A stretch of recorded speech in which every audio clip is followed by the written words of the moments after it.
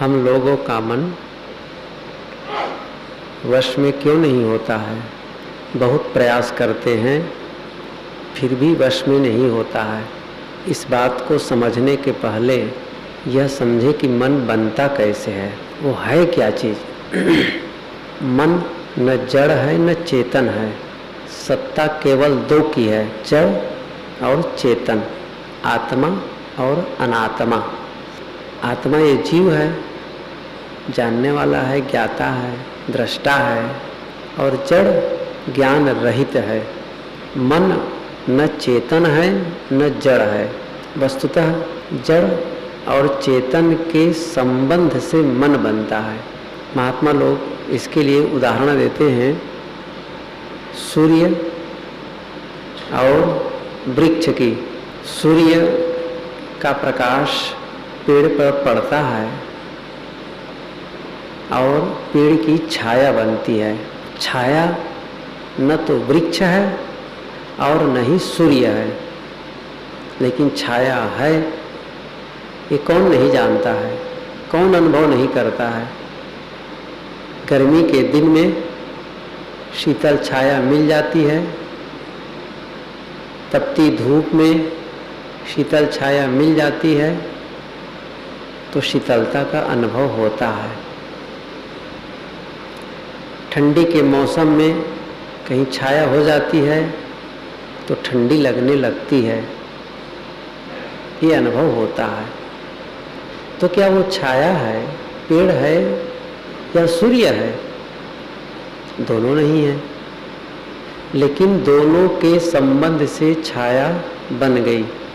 ऐसे ही आत्मा, जीव और जगत, जड़, इन दोनों के संबंध से मन बनता है।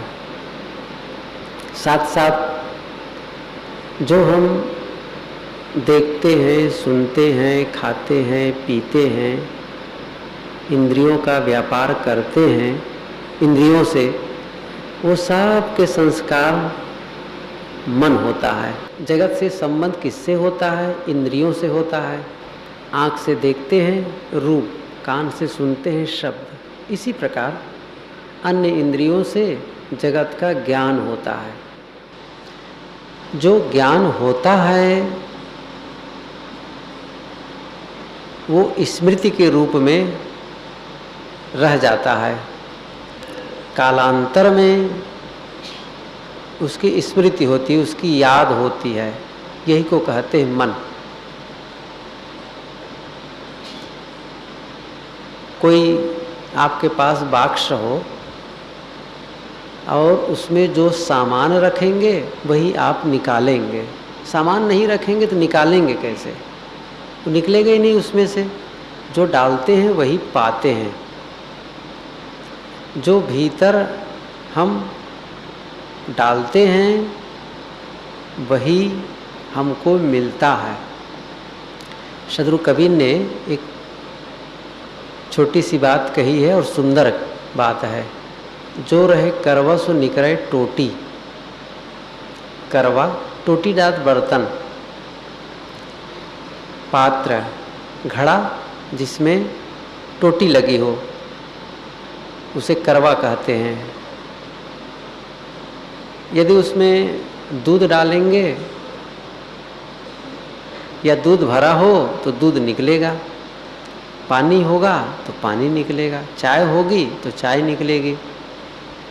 इसी प्रकार हम इंद्रियों से जो कुछ भी भीतर ग्रहण किए हैं वही है मन। जो उसकी यादगिरियां हैं, संस्कार हैं। बहुत सी बातें भूल भी जाती हैं, बहुत सी बातें याद रहती हैं, बहुत ऐसी बातें हैं जो बहुत दिनों बाद याद आने लगती हैं। ख्याल ही नहीं होता कि हम कब इसको भरे हैं। ये सब मनोवैज्ञानिक लोग इसको चेतन मन, अचेतन मन क्या क्या बहुत कहते हैं।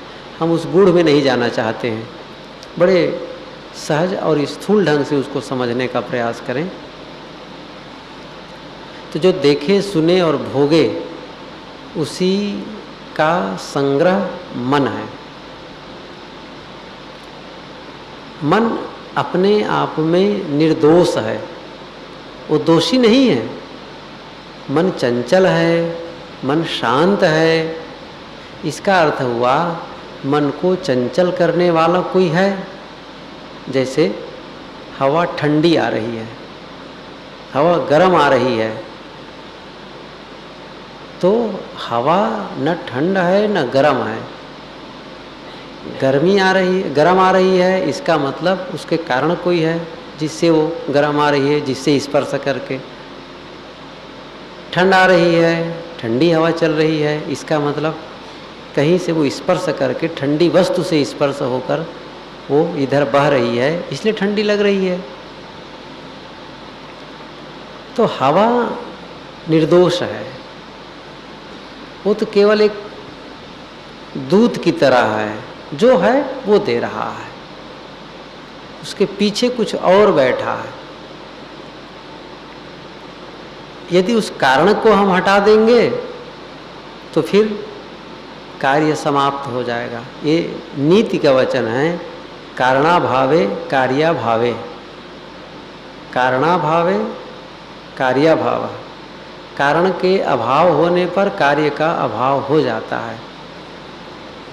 गर्म स्रोत कहीं कहीं होते हैं पानी के, तो ऐसा कोई द्रव्य होता है जिससे स्पर्श करके पानी गर्म हो जाता है। जब उस द्रव्य को निकाल दिया जाता है तो गर्म नहीं होता है, बस शीतल ही है जल का स्वभाव। ऐसे ही है।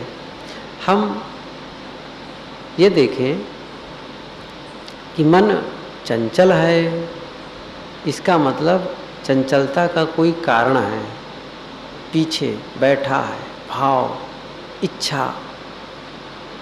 जब तक हम आहार पर संयम नहीं करेंगे तब तक मन पर संयम नहीं हो सकता। एक अद्भुत सूत्र है ये कि मन को वश में करने पर आहार का संयम करने का क्या औचित्य है। बहुत गहरा संबंध है आहार का और मन का। ये दूसरे सत्र मैंने ये मंत्र आप लोगों के बीच रखा था, आहार शुद्धौ सत्व शुद्धि, सत्व शुद्धौ ध्रुवा स्मृति, स्मृति लंबे सर्वग्रंथि नाम विप्रमोक्ष। आहार के शुद्ध होने पर सत्व शुद्धि, सत्व कहते अंतःकरण को, मन कह ले सरल ढंग से समझना हो तो। आहार के शुद्ध होने पर मन शुद्ध होता है। आहार गलत होगा, मन गलत होगा। इसलिए आहार का मतलब ये भी समझ लें कि केवल हम जो चावल दाल सब्जी रोटी खाते वही नहीं है। आँख का आहार, कान का आहार, जीभ का आहार, त्वचा का आहार, नाक का आहार, सभी इंद्रियों के अलग अलग आहार हैं। आहरण, ग्रहण, जो ग्रहण करते हैं वो सब आहार हैं।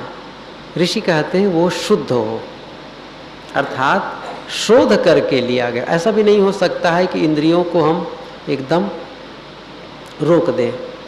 मैं दूसरे सत्र में ही कहा था प्रत्याहार के विषय में, उसमें एक बात कहने से रह गई थी समय अभाव के नाते, कि इंद्रियों से जो हमारी चेतना बाहर विकीर्ण हो रही है उसे लौटाना है। ये प्रत्याहार है, भीतर चेतना में केंद्रित करना है। लेकिन यह काल कुछ समय के लिए है, सब समय के लिए नहीं है। आप कब तक के ध्यान में बैठे रहेंगे? कब तक के बिल्कुल आँख नाक कान को बंद किए रहेंगे? समय आएगा, खोलना पड़ेगा, व्यवहार करना पड़ेगा। कैसे करना है? इसीलिए गीता में, बुद्धवाणी में, महावीर वाणी में, अन्य वाणियों में भी दिए होंगे। कछुआ का उदाहरण दिए, कच्छप वृत्ति वाला हो साधक, कच्छप वृत्ति वाला हो। कछुआ का स्वभाव आप लोग जानते हैं। कछुआ अपने अंगों को भीतर समेट लेता है। उसकी जो पीठ होती है बहुत मजबूत होती है, और जब उसको व्यवहार करना होता है, चलना होता है, आहार ढूंढना होता है, तो सब पैर बाहर निकाल लेता है और मुंह बाहर निकाल लेता है, जिसमें आँख इत्यादि सब होते हैं, और चलने लगता है। उसको कहीं लगा आहट या फिर कोई भय उसके मन में हुआ तो तुरंत तो समेट लेता है। व्यवहार करने के लिए इंद्रियों को बाहर निकालता है, व्यवहार समाप्त होता है तो समेट लेता है। ऐसे ही साधक को कछुआ वृत्ति वाला होना है। आप व्यवहार में रहें तो इंद्रियों से काम लें, बाकी समय समेट लें, साधना के समय समेट लें। इसलिए ये ध्यान रखना होगा कि जब हम व्यवहार करते रहें उस समय ये खास सावधानी का समय होता है कि ऐसा कुछ न होने पावे, अर्थात आँख से ऐसा गलत रूप न देखने पावे जिसको लेकर मन चंचल हो। कान से शब्द सुनते समय सावधानी, गलत शब्द न सुने, गलत स्वाद न ग्रहण करें। आहार शुद्धि का मतलब यही है कि उसको शोध करके लें। चाहिए शरीर निर्वाह के लिए, जीवन निर्वाह के लिए आँख खुली रखनी होगी, कान खुले रखने होंगे, सभी इंद्रियों का व्यापार करना होगा, लेकिन वो परिशोधित हो। गांधी जी के 3 बंदर के उदाहरण सब जानते हैं। 3 बंदरों को चित्र कहीं कहीं आप लोग देखे होंगे। एक बंदर मुंह में उंगली रखा है और एक कान को बंद किया है, और तीसरा जो है वह आँख को बंद किया है। इसका अर्थ साफ है, बुरा मत देखो, बुरा मत सुनो, बुरा मत बोलो। बुरा देखोगे, बुरा सुनोगे, बुरा सोच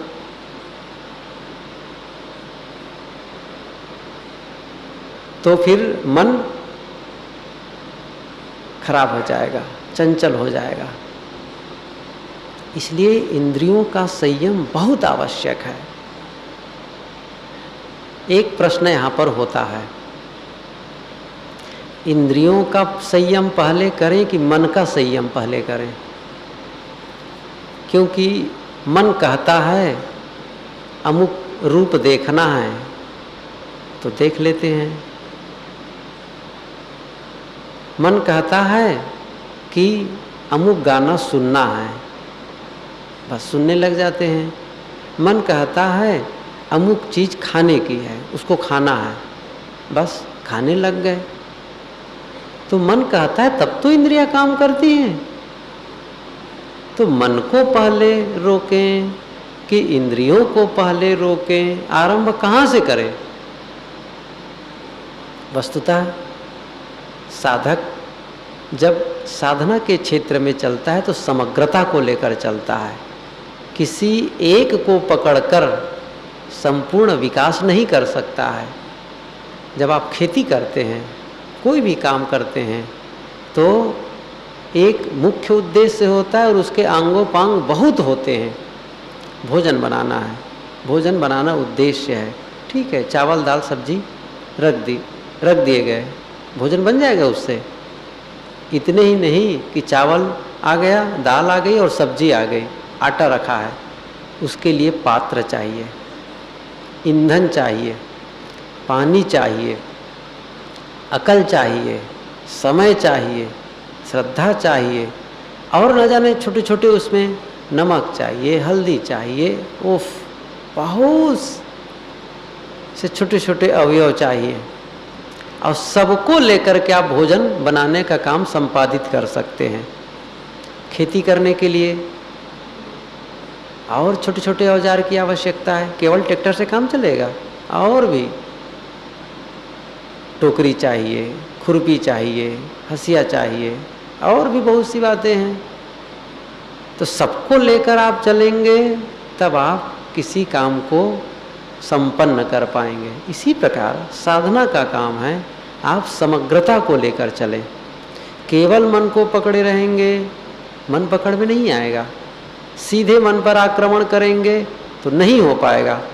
जैसे ये पंखे चल रहे हैं, पंखा चल रहा है, किसी को पसंद नहीं है तो उसको ले जा कर के एक डंडा लगा दे ऊपर, रुक जाओ, और उसको पंखे को पीटना शुरू कर दे, रुको यहीं पर, अब पंखे का क्या दोष है बेचारे का? पंखा वो खराब हो जाएगा आप डंडा लगाएंगे तो। पंखा चल कैसे रहा है, उसको कहाँ से धारा मिल रही है, शक्ति कहाँ से मिल रही है, ये देखो। उसके लिए स्विच है, उसको बंद कर दीजिए, पंखा बंद हो जाएगा। धारा रोक दीजिए। ऐसे ही जब आप धारा रोकते हैं आपका मन ठीक हो जाता है। लेकिन इसमें थोड़ा अंतर है। पंखा का एक उदाहरण दिया। अंतर यह है कि ये एक दूसरे से ऐसे जुड़े हैं, मन और इंद्रियां, कि बिल्कुल नधे हुए हैं, एक चक्र सरीखे है। इससे वह, उससे यह, दोनों एक दूसरे को चंचल करने में कारण देखते हैं। मन ने कहा तो रूप देखे, अब एक बार देख लिए सुंदर रूप, अब फिर उसकी याद आ रही है। न देखते तो झंझट खत्म था, अब देख लिए तो फिर उत्सुक कर रहा है। खा लिए कोई अच्छी चीज तो फिर उत्सुक कर रहा है, न खाए होते तो बात खत्म थी। ऐसा घन चक्कर है। तो दोनों काम, मन को भी समझाना पड़ेगा और इंद्रियों को भी बलात् रोकना पड़ता है। इसीलिए कहा जाता है दमन और शमन, ये दो शब्द आते हैं। पहले दमन की आवश्यकता है, फिर शमन। दमन पूर्णता नहीं है, ध्यान दीजिए। दमन में जबरदस्ती रोकना होता है, जिसको रोकना है क्योंकि आरंभ में इसकी आवश्यकता है। मन कहता है, रास्ते में जा रहे हैं, किसी की सुंदर गाड़ी देखे, किसी के सुंदर रूप देखे, किसी के भवन देखे, और कहीं और रास्ते में जाते जाते किसी हलवाई की दुकान में सुंदर मिठाई देखे। मन तो कह रहा है मिठाई खा लें, अब जाके खाने लग जाएं और कुछ करने लग जाएं, गलत हरकत करने लग जाएं तो पीटे जाएंगे। तो वहाँ रोकना होगा।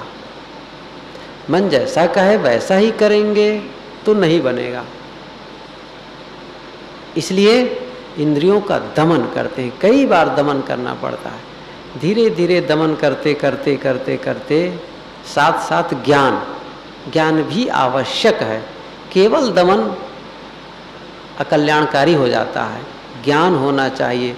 जब हम उसका दमन कर रहे हैं तो उसको कहीं लगाना होगा। इसीलिए साधना को कहते हैं मार्गांतरीकरण। मार्गांतरीकरण, जो मन, जो इंद्रियां विषय वासना में लिप्त हैं, उस मार्ग को बदलकर ज्ञान भक्ति वैराग्य में लगा दें, उसके दिशा को बदल दें, मार्ग को बदले, उसको आधार दें। कोई न कोई आधार नहीं देंगे तो फिर वो निराधार नहीं रह सकते हैं। दूसरी दिशा में बदल दिए तो फिर, और साथ साथ मैंने कहा कि ज्ञान होना चाहिए, बोध होना चाहिए। ज्ञान होता है, उसकी वास्तविकता का जब ज्ञान होता है तो फिर उससे मन हटने लगता है। जिसकी बारंबार याद है, उसकी वास्तविकता का विषय में मन बारंबार उलझता है, विषय पथ में दौड़ता है। अब उन विषयों की वास्तविकता का दिग्दर्शन कराना शुरू कर दें, उसकी जो असली स्थिति है उसको दिखाना शुरू कर दें, ज्ञान करना शुरू कर दें। तब मन का भागना धीरे धीरे रुकने लगेगा। साहब ने बहुत सुंदर कहा है, मन पक्षी जब लग उड़े, विषय वासना माही, ज्ञान बाज के झपट में जब लग आवे नाही। ये मन पक्षी उड़ता है कहाँ? विषय वासना माही, विषयों के बाजार में घूमता है। लेकिन जब मन पक्षी कब लग उड़े, विषय वासना माही, ज्ञान बाज के झपट में जब लग आवे नाही। जैसे उसको ज्ञान कराया जाता है, अरे मूढ़, जिन विषयों के लिए भटक रहा है तुच्छ है, दुखप्रद है, कुछ नहीं, निसार है, एकदम वास्तविकता को दिखाने लगते हैं, मन हट जाता है। जिस व्यक्ति के से मिलना चाहते हैं, बहुत आतुर हैं, और आपको पता चल जाए वो आपको मारने की योजना बना रहा है, आप मिलना छोड़ देंगे। ज्ञान हो गया आपको।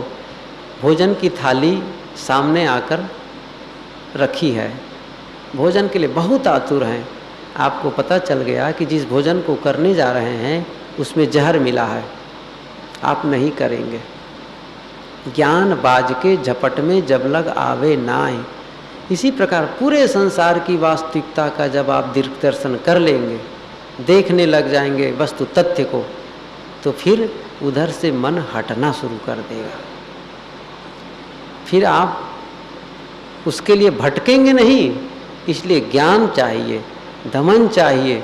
धीरे धीरे स्थिति आती शमन की, अर्थात मन उसके लिए फिर प्रयास ही नहीं करेगा। ज्ञान हो गया, फिर समन हो ही गया। इसलिए गुरुदेव जी कई बार कहा करते हैं, कल्याण ज्ञान से होता है, केवल कर्म से नहीं होता है। जब ज्ञान होता है तो मन अपने आप उससे अलग हो जाता है, उसका स्पर्श नहीं करता। लेकिन अभी ज्ञान हम लोगों का उथला है, फिर भटक जाता है, फिर उसका घूम जाता है।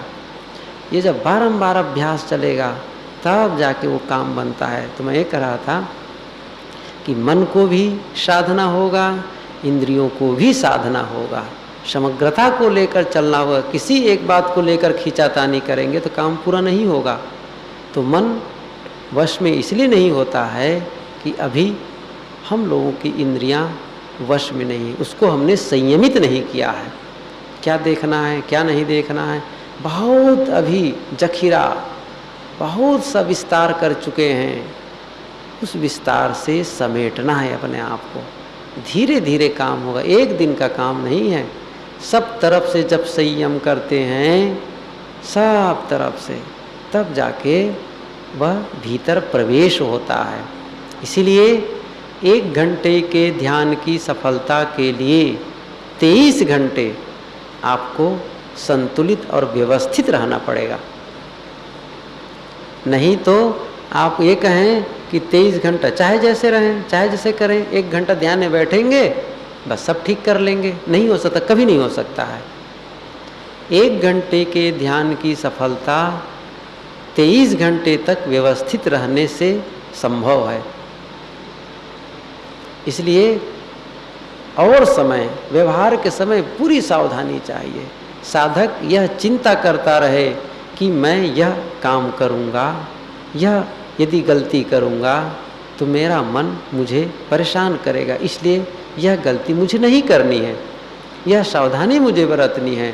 ध्यान में बैठूँगा तो यही मुझे पीड़ित करेगा, इसलिए मुझे सावधान होना है। इसलिए हमारा उद्देश्य हो मन की स्थिरता के लिए, परमार्थ हेतु कर्तव्य हो,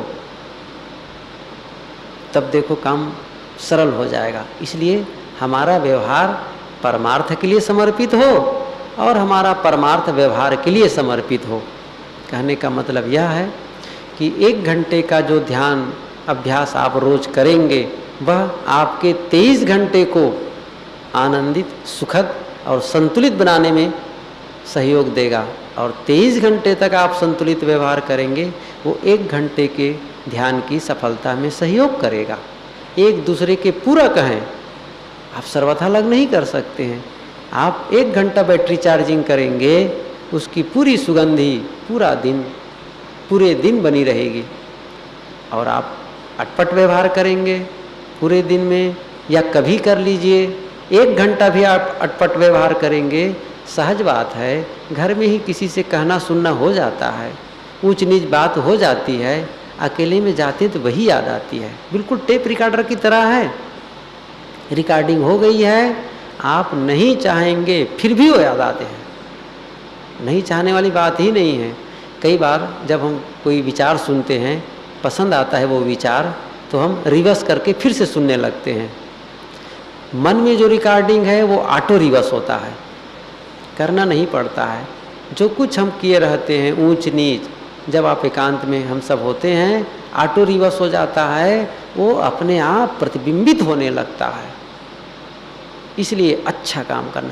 एकांत भी काम नहीं करेगा, एकांत तब काम करता है जब आप ठीक ठाक रहते हैं, नहीं तो एकांत में भी वो जाकर के धर दबोचेगा, जो किए वही धरता उठाता रहेगा साधक। इसीलिए एक संत ने बहुत सुंदर गाया है, बिना सिर पैर का दुश्मन प्रभु हरदम सताता है, कभी आनंद में ले जा कभी दुख में फंसाता है। आगे उन्होंने गाया है, यदि एकांत में जाकर करूं निर्वार चित्तवृत्ति, वहाँ भी दौड़ कर पाजी बड़ा दंगा मचाता है। बिना सिर पैर का दुश्मन प्रभु हरदम सताता है, बहुत सताता है। इसलिए साधना तब सफल होगी जब हम समग्रता को देखें, सब समय सावधानी, पूरी सजगता पूर्वक देखें, सावधानी से सुने, सावधानी से, अशुद्ध न सुने, गलत न सुने, गलत न देखें, गलत न बोलें, गलत न खाएं। सब जगह संयम करने का फल होगा मन का संयम। इसलिए मन के संयम करने के पहले आहार का संयम आवश्यक है, इच्छा का संयम आवश्यक है, शरीर का संयम आवश्यक है। तब अनुशासन, मन पर अनुशासन करने के पहले इंद्रिय अनुशासन आवश्यक है, आहार अनुशासन आवश्यक है। यह क्रम बनेगा। यहाँ एक वानगी है, आप कहीं भी रहेंगे इसका प्रयोग करें, तब जाकर के मन होगा। एक बात और, लोग ये शिकायत करते हैं कि और समय जब हम स्वाध्याय करते हैं या बातचीत करते हैं तो मन तो बढ़िया लगा रहता है, लेकिन जब हम ध्यान में बैठते हैं तो फिर और ज़्यादा चंचल हो जाता है। वो बातें जो भूली रहती वो भी याद आने लगती हैं, बड़ी विचित्र स्थिति आती है, मन घबरा जाता है। घबराने की ज़रूरत नहीं है। वस्तुतः आप सफाई प्रारंभ कर दिए, कचरा जमा है, पता नहीं चल रहा था, लेकिन कचड़े की सफाई जब करेंगे तो दुर्गंधी आएगी ही। जैसे कहीं पर कचड़े 4-5 साल से पड़ा हुआ है, उस रास्ते से आते हैं जाते हैं, पता नहीं चलता है। मन में हुआ इस कचड़े की सफाई करें, और जैसे ही आप कचड़े को खोद करके निकालना शुरू किए, वो दुर्गंधी आई, हैरान हो जाएंगे। तो आप छोड़ देंगे तो फिर काम नहीं बनेगा। पूरे खोद करके जब आप फेंक देंगे तब काम बनेगा, तब दुर्गंधी नहीं आएगी। इसी प्रकार न जाने कितने जन्म से परत पर परत अनादिकाल से इसमें संस्कार संग्रहित हैं, विकारों का, अच्छे बुरे संस्कारों का। जब हम उसको ध्यान के समय उसको उखाड़ते हैं, बैठते हैं, खाली समय मिलता है तो वो उभरता है, फिर साधक घबरा जाता है। ये सोचो कि सफाई शुरू हो गई, घबराने की ज़रूरत नहीं है, निकल जाए उसको छोड़ते जाएं। ये केवल न समझे कि केवल हम निर्विचार की दशा में पहुंच जाएंगे तभी पूर्ण सफलता है, ऐसा नहीं है। ये तो ठीक है, निर्विचार अब पूर्णता है ही है, लेकिन महर्षि पतंजल ने विचारानुगत समाधि कहा है। एक धारा प्रवाही विचार हो, एक धारा में बहता रहा है, भिन्न भिन्न विचारना एक धारा में। वैज्ञानिक जब किसी का अनुसंधान करते हैं, एक धारा में सोचते हैं, सोचते सोचते सोचते सोचते एकदम सफल हो जाते हैं। वो ध्यान का ही फल है। कंटिन्यू एक धारा में सोचते हैं तो विचारानुगत समाधि है, वो ध्यान है एक ढंग से। पूर्णता तो खैर निर्विचार की दशा है, लेकिन इसको आप ये मत समझें कि हम असफल हैं, ये भी सफलता के कारण है। कम से कम नकारात्मक विचार ना आए, अशुभ विचार ना आए, गलत विचार ना आए, बहुत बड़ी सफलता है। यहाँ बैठकर कोई गलत चिंतन नहीं करता है, समझ लो एक सफलता मिल गई। अशुभ नहीं सोचता है, अहितकर नहीं सोचता है, एक सफलता मिल गई। क्रम से ही होगा, सीधे निर्विचार में नहीं पहुंच सकते हैं। अशुभ सोचना समाप्त होगा, गलत सोचना, अनावश्यक सोचना समाप्त होगा। कल मैंने कहा था अनावश्यक, असमय, असंभव, ये सब का धीरे धीरे त्याग होगा, फिर निर्विचार की दशा में भी पहुंचेंगे। तो कम से कम प्रथम स्टेप में तो हम चलना शुरू करें, गलत न सोचे। यहाँ आकर भी यदि हम गलत सोच रहे हैं, ध्यान कक्ष में बैठकर भी अशुभ चिंतन हो रहा है, तो उसे छोड़ें, उसको त्याग करने का पहले अभ्यास करें। नहीं तो फिर यहाँ आकर भी जैसे कोई स्वर्ग में भी जाकर दुख भोगे तो फिर उसकी क्या दशा है। ध्यान का समय हो गया, एक छोटी कहानी कहूँ ताकि ये बात स्पष्ट हो जाए। नारद स्वर्ग जाने की तैयारी किया, उनका एक पुराना मित्र वहीं कहीं मिल गया, कि नारद जी कहाँ जा रहे हैं? अरे स्वर्ग थोड़ा काम है, जा रहा हूँ। स्वर्ग की बड़ी महिमा मैंने सुनी है, मुझे भी ले चलिए। अरे वहाँ तुम क्यों जाओगे? नहीं नहीं, एक बार तो ले चलिए, बार बार आप आते जाते रहते हैं, आप हमारे पुराने मित्र हैं, एक बार ले चलिए। चलो भाई, उनको भी ले गए स्वर्ग में। कहा गया कि ठीक है, तुम यहाँ बैठो, देखो वो कल्प वृक्ष है, उसके नीचे बैठ जाओ छाया में, मैं थोड़ा काम है भगवान के दफ्तर में, वहाँ जाता हूँ, काम करके आता हूँ। और यदि भूख भी लगे तो वहीं पर तुम कल्पना करना, कल्प वृक्ष है, भोजन भी मिल जाएगा, चिंता मत करना। बड़ा आनंद आया वहाँ के, जब देखा पूरा वातावरण बहुत अच्छा लगा। गया कल्प वृक्ष के नीचे बैठा, काफ़ी देर तक बैठा रहा। भोजन का समय हो गया, भूख लगी, सोचा कि भोजन मिल जाता बढ़िया तो खा लेता। बस कल्प वृक्ष के नीचे बैठा था, ये पौराणिक कहानी है। तो तुरंत थाली में भोजन सचकर आ गया। आश्चर्य हुआ, अरे खाया, अच्छा लगा, तृप्ति हुई। भोजन के बाद मन में हुआ कहीं खाट मिल जाती, बिस्तर मिल जाता तो विश्राम का आनंद आता। बस कल्पना की बात थी। बढ़िया खाट आ गई, सुंदर बिस्तर, चादर बिछी हुई, मुलायम गद्दे, तकिया, सब व्यवस्थित रूप से तैयार। वाह, बड़ा अच्छा लगा उनको। गया बिस्तर पर सो गया। अब बिस्तर पर जब सोया तो एक दूसरी बात, अब कल्पना तो है, शैतानियत भीतर की। कहा कि यदि कोई यहाँ स्वर्ग की अप्सराएं पैर दबाने के लिए आ जाती तो बड़ा फिर खूब नींद आती, आनंद आता। बस सचमुच अप्सराएं आ गई कई, और उनके पैर दबाने लगी, पगचंपी करने लग गई। अब उनको तो क्या पूछना है, एकदम स्वर्ग का सुखी भोग रहा था। इतने उसके मन में आया, फिर अचानक ये अप्सराएं पैर दबा रही हैं, इसी समय कहीं पत्नी मुझे देख लेगी तब तो मुझे झाड़ू से ही पीटेगी। बस सोचना ही था, कल्पना की बात थी। इतने में सचमुच उसकी पत्नी थी और झाड़ू लेकर खड़ी हो गई। अब तो उसको फिर बस मारने के लिए उद्यत हुई। अब वो दौड़ा बेचारा, जोर से दौड़ रहा है, पीछे पीछे उसकी पत्नी झाड़ू लेकर, वो भी आगे आगे दौड़ रहा है। उधर से नारद जी आ गए, देखे, अरे ये तो मेरा ही मित्र है, क्या हो गया? कहीं देख रहे हो राक्षसी पीछे आ गई है झाड़ू लेकर के मारने के, मुझे परेशान कर रही है, क्या हो गया? सब पूछा हवाला, क्या हुआ, क्या सब बताए। उन्होंने कहा, अरे मूर्ख, ये तुम स्वर्ग में भी आकर अशुभ क्यों सोच लिए? अच्छा सोचना चाहिए, गलत कल्पना क्यों कर लिए? टाटा। मैं समझता हूँ इस उदाहरण से हम समझें कि हम स्वर्ग में ही एक प्रकार से बैठे हैं। गुरु का दरबार स्वर्ग का आनंद ही देता है। ध्यान कक्ष मोक्ष का रास्ता खोलता है। यहाँ आकर के अशुभ सोचें, गलत सोचें तो फिर हमसे बड़ा भागा क्यों न होगा। इसलिए अशुभ का त्याग, अनावश्यक का त्याग, और धीरे धीरे निर्विचार की दशा में गति होगी। मैं ये कह रहा था कि हमारा मन वश में क्यों नहीं होता है, इसके कई कारण हैं। उन कारणों का निवारण करें।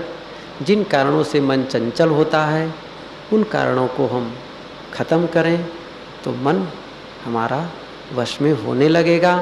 केवल व्यवहार के काम, वो भी बड़े शोध करके संयमित होकर जब करना शुरू करेंगे तो निश्चित है हम उसको पकड़ पाएंगे, वश में कर पाएंगे।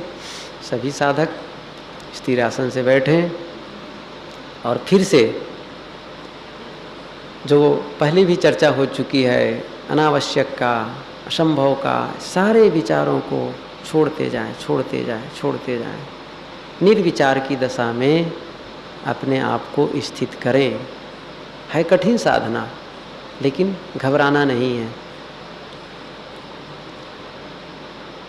धीरे धीरे अभ्यास करेंगे, वानगी मिलेगी, निश्चित मिलेगी, कुछ समय के लिए सही। सारे विचार एकदम समाप्त हो जाएंगे, फिर भूल जाएं, फिर वही काम करें। भूल होना असंभव नहीं है, आश्चर्य नहीं है। इसलिए भूल का त्याग करते जाएं, त्याग करते जाएं।